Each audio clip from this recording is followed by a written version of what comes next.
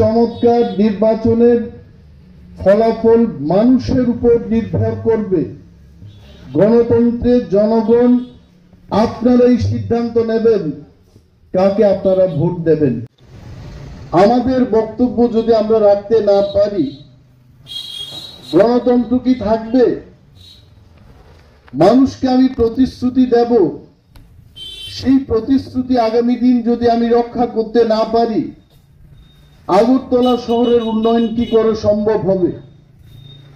বিগত দিনে যে প্রতিশ্রুতিগুলো আমি দিয়েছি, সেই প্রতিশ্রুতিগুলো যদি আমি পালন করতে না পারি, আজকে নতুন করে যদি আমি প্রতিশ্রুতি দেই, মানুষ সেই প্রতিশ্রুতি বিশ্বাস করবেন কিনা আপনারা নিজেরাই ভাববেন। প্রতিটি সরকারের একটা ধরন, একটা নমুনা থাকে। নৃপেন বাবুর আমলে একটা সরকার, সেই সরকার পরিচালনার একটা ধরন ছিল। ত্রিপুরার মুখ্যমন্ত্রী মানিক বাবু, ওনার আমলের সরকার একটা ধরন ছিল। আজকে যারা পরিচালনা করছেন সেই সরকারের একটা ধরন। এই যে বিশাল পরিবর্তন ত্রিপুরায়, আজকে চারিদিকে আমরা যখন যাই, মানুষ বলছে ত্রিপুরার উন্নয়ন হচ্ছে না। অন্যদিকে আমরা যখন সরকারের বক্তব্য শুনি, সরকার বলছে আমরা হাজার হাজার কোটি টাকা খরচ করে ত্রিপুরার উন্নয়ন করছি। আজকে আমাদের একজন বলছিলেন এখানে যে কোনো প্রকারে আমরা জয়লাভ করব। যে কোনো প্রকারে জয়লাভ করা যায় না, মানুষকে সিদ্ধান্ত নিতে হবে।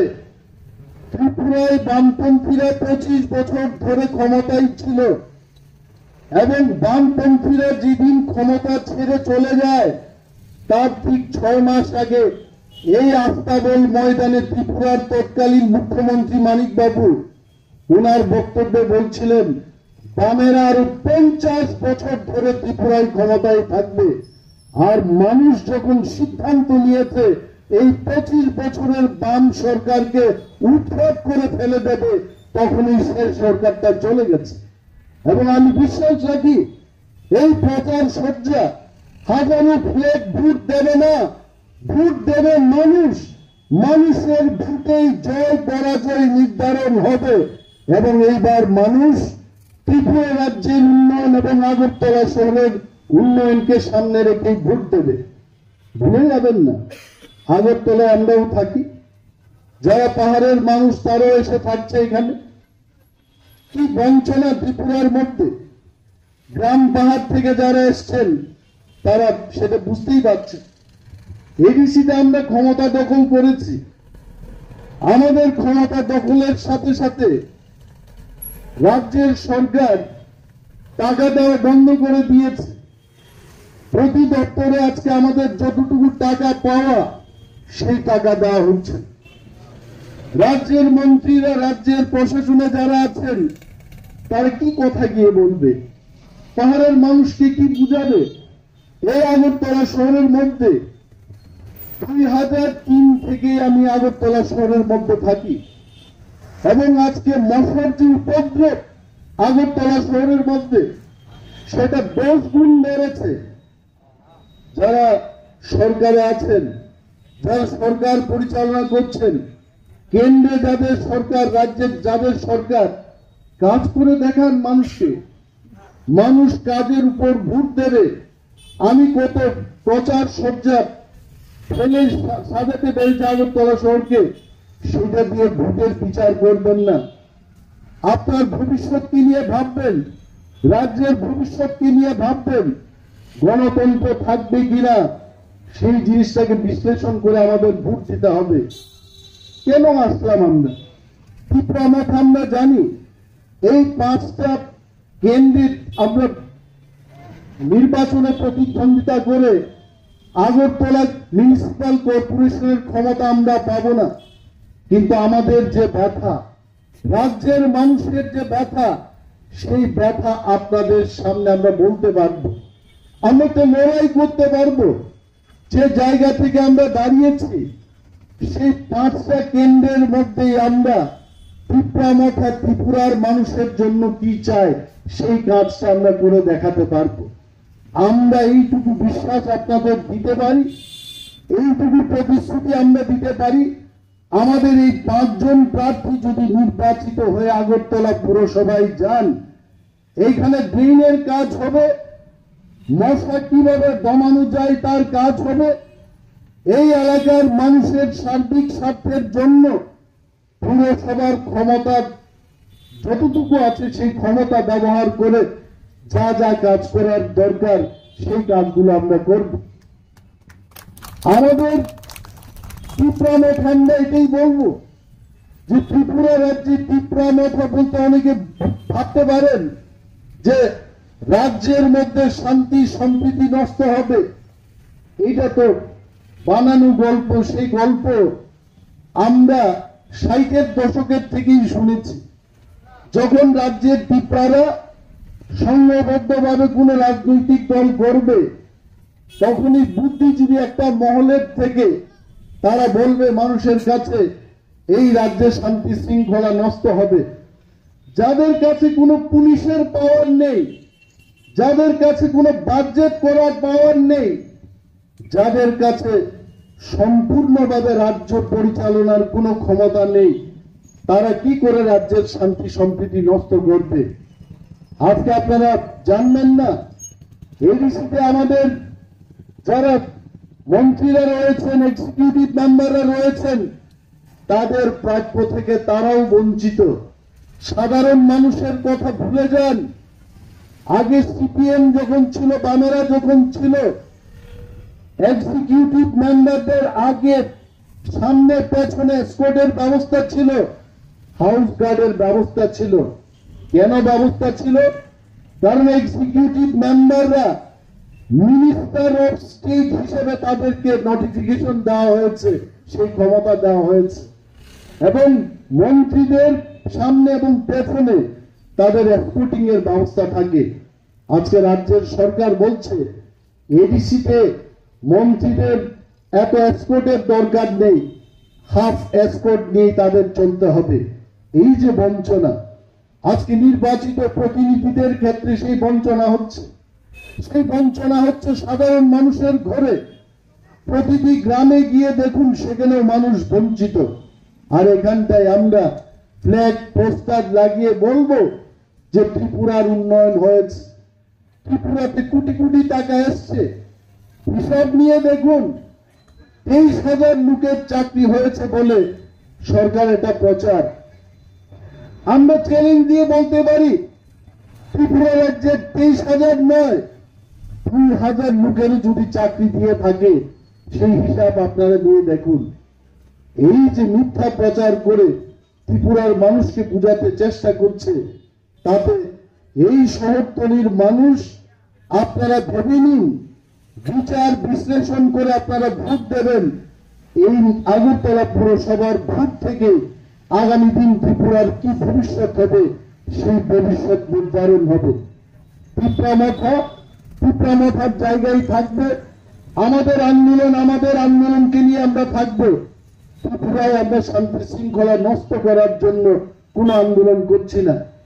এই রাজ্যে যারা এককালে 184 জন রাজত্ব করে গেছেন, বাজারের ত্রিপুরার বাইরের থেকে স্বাধীন ত্রিপুরায় অনেক মানুষকে আশ্রয় দিয়েছেন। জাতি দাঙ্গার সময় সিংহখালী থেকে ত্রিপুরায় মানুষ এসেছিলেন, তাদেরকে আশ্রয় দিয়েছেন ত্রিপুরার মহারাজারা, এবং সেই বংশধরের মানুষ ত্রিপুরায় কোনোদিন শান্তি শৃঙ্খলা নষ্ট করতে পারে না। কিন্তু যখন তাদের সমস্ত অধিকার কেড়ে নেওয়া হয়, তাদের আর কোনো অস্তিত্বের অস্তিত্ব থাকবে না, তখন তাকে লড়াই করতে হয়। এবং সেই কারণেই ত্রিপুরা মঠা বলছে, আমাদের ত্রিপুরারা যেখানেই আছে সেই সমস্ত অঞ্চলকে নিয়ে আমাদের গ্রেটার ত্রিপুরাল্যান্ড আমরা গঠন করব, এবং এই দাবিকে নিয়ে আমরা এগিয়ে যেতে থাকব।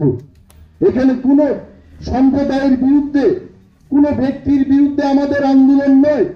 আগরতলার জায়গায় থাকবে, খোয়াই শহরের মতো করে থাকবে, বিশালগড় বিশ্রামগঞ্জে তার জায়গায় থাকবে। কেউ কোথাও ভেঙে নিয়ে যেতে পারবে না। কিন্তু আমাদের যে পিঁপড়ারা যেখানে বসবাস করছেন সেই সমস্ত জায়গাকে নিয়ে আমাদের গ্রেটার পিঁপড়াল্যান্ড হবে। আজকে যারা বলছেন গ্রেটার পিঁপড়াল্যান্ডের কোনো প্রয়োজনীয়তা নেই, তাদেরকে আমি বলবো সারা ত্রিপুরার জন্য 22,000 কোটি টাকার বাজেট, সেই 22,000 কোটি টাকা বাজেটের মধ্যে 14 লক্ষ ত্রিপ্রাসাদের জন্য মাত্র 584 কোটি টাকা বাজেট দেওয়া হয়। আপনারাই ভেবে দেখুন, 14 লক্ষ মানুষের জন্য 584 কোটি টাকায় আমরা কিভাবে এডিসি এলাকার উন্নয়ন করব। সেই কারণেই ত্রিপুরায় আমরা বছরের পর বছর যখন বঞ্চিত হলাম, সেই বঞ্চনার পাহাড় যখন আমাদের মাথার উপরে আমরা দেখতে পাচ্ছি, এই বঞ্চনা থেকে বেরিয়ে আসার লক্ষ্যে আমাদের গ্রেটার পিঁপড়াল্যান্ড এবং গ্রেটার পিঁপড়াল্যান্ডকে ছেড়ে পিঁপড়ামাথা অন্য কোন দলের সাথে অন্য কোন দলের সঙ্গে আতাতে আমরা যাব না। গ্রেটার পিঁপড়াল্যান্ড আমাদের একমাত্র লক্ষ্য থাকবে। এই লক্ষ্যকে সামনে রেখে আমরা নির্বাচনে লড়াই করব। তার অর্থ এই নয়, আপনারা প্রশ্ন করতে পারেন তাহলে এই আগরতলা পুরসভার জন্য যারা 5টা সিটে লড়াই করেছেন তারা কি এই এলাকাগুলোকে পিঁপড়াল্যান্ডে নিয়ে যাবে? সেটা অন্য কথা। কিন্তু যতদিন অখণ্ড ত্রিপুরা থাকবে, ত্রিপুরা মাথার একজন সৈনিক ত্রিপুরা রাজ্যের স্বার্থে কাজ করবে, সমস্ত অংশের মানুষের জন্য কাজ করবে। আগরতলা পুরসভায় সেই অংশের মানুষই থাকুক না কেন, প্রতিটি অংশের মানুষের জন্য আমরা কাজ করব। বিভেদের রাজনীতি আমরা করি না। যারা আজকে যে কেন্দ্র থেকে নির্বাচিত হয়েছেন, ত্রিপুরা রাজ্যের মন্ত্রিসভায় এমন অনেক মন্ত্রী আছেন যারা হেলিকপ্টার দিয়ে ওনাদের কেন্দ্রে এলেন, জনগণের আশীর্বাদ নিয়ে মন্ত্রিত্বে গেলেন। আজও অব্দি সেই মহাকরণ থেকে আগরতলার নিজস্ব কেন্দ্রে ট্রেনের অবস্থা কি, এখানকার মানুষের বেকারদের অবস্থা কি, ব্যবসায়ীদের কি অবস্থা, সেই খোঁজ খবর রাখছেন না। অথচ আমরা পাহাড়ের মানুষ এসে এইখানে কাঁধে কাঁধ মিলিয়ে আগরতলা শহরের উন্নয়নের জন্য আমরা সিদ্ধান্ত নিয়েছি। ছোট হতে পারি, কম হতে পারে আমাদের, আমরা আগরতলা শহরের উন্নয়নে ত্রিপুরার আগরতলার মানুষের সঙ্গে আমরা থাকবো, আগরতলার উন্নয়ন আমরা করব বলে আমরা প্রার্থী দিয়েছি। তাতে আমাদের কি অন্যায় হয়েছে? আজকে যারা সরকারের বিরুদ্ধে বা সরকারের পক্ষে যারা কথা বলতে চান, বেরিয়ে আসুন, নিজের মতামত ব্যক্ত করবেন, তাতে ভয় কিসের? পুলিশ যদি নাই থাকে, মানুষ থাকবে আপনাদের পাশে। মানুষের সংগ্রাম লড়াইকে নিয়ে আমরা এগিয়ে চলব। মানুষের জন্য আমরা কাজ করছি, মানুষের সাথে আমরা কথা বলবো। আজকে ত্রিপুরা রাজ্যে বেকারের সংখ্যা 10 লক্ষের কাছাকাছি। কি করে এই বেকারদের কর্মসংস্থান করবে সরকারের কোনো পরিকল্পনা নেই। সেই সিদ্ধান্ত নেবেন, ভয় পাওয়ার কিছু নেই। এই মেঘ থাকতেই পারে, বৃষ্টি হবে, মেঘ চলে যাবে, মানুষ আবার সূর্য দেখতে পাবে। ভয় পাওয়ার কিছু নেই, নির্ভয়ে আপনারা এগিয়ে আসুন। আগামী দিন যে নির্বাচন হবে, সেই নির্বাচনে অংশগ্রহণ করুন। সাংবাদিক বন্ধুদের অনুরোধ করব, আজকে ফেসবুক লাইভ দিয়ে লাইভ টেলিকাস্ট করে আপনারা প্রতিটি বুথকে আপনারা কভারেজ দেবেন। ভারতবর্ষের পৃথিবীর মানুষ দেখুক ত্রিপুরা রাজ্যে পৌরসভার নির্বাচনে মানুষ সঠিকভাবে ভোট দিতে পারছে কিনা, সেই তথ্য যেন আমার এই দেশের লোক নয়, আমেরিকায় বসে আমেরিকার লোক যেন সেটা দেখতে পারে, সেই ব্যবস্থা আপনারা করবেন। দুর্নীতিকে আমরা তীব্রতা যেমন সহ্য করতে পারবো না, আমরা দুষ্ট চরিত্রের মানুষকে আমরা সহ্য করব না।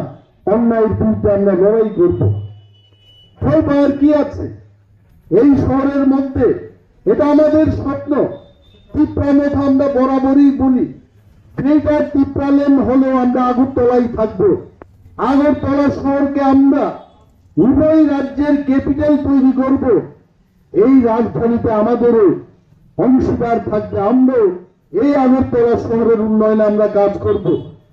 আমরা চাই আগরতলা শহর ভারতবর্ষের নেই, শুধু পৃথিবীর অন্যান্য শহরের মতো এই শহরটাকে প্ল্যান করে ডেভেলপ একটা সিটিতে তৈরি করা। এখানে আইএস অফিসাররা থাকবেন, বুদ্ধিজীবীরা থাকবেন, লয়াররা থাকবেন। আমার এই ত্রিপুরা রাজ্যের যারা বিজ্ঞ লোকেরা, বুদ্ধিমান, শিক্ষিত, সুশিক্ষিত লোক এই আগরতলা শহরের মধ্যে থাকবেন। তাদের থাকার জন্য পরিকাঠামো তৈরি করতে হবে, যান চলাচলের ব্যবস্থা তৈরি করতে হবে। আজকে আগরতলা শহরের এই অবস্থা, যেখানে লোডশেডিং হচ্ছে, আমি জানি না গত 2 মাস ধরে লোডশেডিং এর কি অবস্থা। দুর্গা মায়ের আশীর্বাদ ছাড়া আগরতলা শহরের মধ্যে এই বিদ্যুৎ পরিষেবা ভালো কখনই আপনারা পাবেন না। একমাত্র ওই সময়টাতে দুর্গাপুজোর সময় 1 মাস, সেই সময় আপনারা বিদ্যুৎ পরিষেবা ভালো করে পাবেন। দুর্গা মায়ের বিসর্জন হয়ে যাবে, তারপর আর এখানে এই বিদ্যুৎ পরিষেবার বেহাল অবস্থা আপনারা দেখবেন। এই যে অব্যবস্থা, এই অব্যবস্থা থেকে বেরিয়ে আসার একমাত্র উপায় হলো যার যার এলাকাতে 11 নম্বর ওয়ার্ডের প্রার্থীদের মধ্যে আপনারা বিচার করবেন। এখানে আমাদের যিনি প্রার্থী, আমাদের প্রার্থীর নাম হচ্ছে শিবানী দেববর্মা। শিবানী দেববর্মার সাথে আপনারা তুলনা করবেন বিজেপির প্রার্থীকে, সিপিআইএম এর প্রার্থীকে, তৃণমূলের প্রার্থীকে। কোন দল কি বলেছেন, কে আমার সাথে কাজ করতে পারবেন, সেইগুলো বিচার বিশ্লেষণ করে চুপচাপ, কোনো দরকার নেই তো, কোনো মস্তানদের সাথে লড়াইয়ের কোনো ব্যাপার নেই, সুস্থভাবে চুপচাপ ভদ্রলোকের মতো গিয়ে ভুটান টিপে ভোট করুন, তারপর দেখিয়ে দিন আপনি কাকে ভোট দিতে চান। কেন আমি বলবো আমি কাকে ভোট দিয়েছি, আপনার বুদ্ধিমত্তা আছে। যদি মস্তান সাহেব যদি শুনতে চান, উনার প্রার্থীকে আপনি ভোট দিতে হবে, আপনি বলুন আপনার প্রার্থীকে ভোট দিতেই চাইতেছি, আপনার প্রার্থীরে আমি ভোট দিব। যান, ছদ্মবেশে যান, ভোট দিয়ে আয়েন, মনের মধ্যে সেই ভোট কাকে দেবেন এটা আপনি সিদ্ধান্ত নিয়ে নিন। মস্তান থাকবে, থাকতেই পারে। বিধানসভা নির্বাচনের সময় মস্তানরা ছিলেন, মস্তানরা ছিলেন পার্লামেন্ট নির্বাচনে। অনেক মস্তানদের ইউটিউবে আমরা দেখেছি।